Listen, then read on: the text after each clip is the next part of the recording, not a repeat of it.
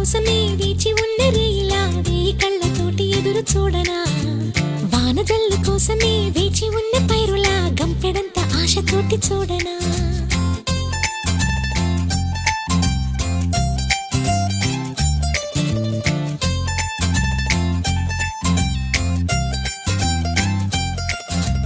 జోల పాట కోసం ఉయ్యాలలోన చంటి పాపలాగా కోడి కూత కోసం తెల్లారు జాము పల్లెటూరిలాగా ఆగనే లేనుగా చెప్పవా నేరుగా గుండెలో ఉన్న మాట ఏ ఒకటి రెండు మూడు అంటూ అరే ఒక్కో క్షణాన్ని నేను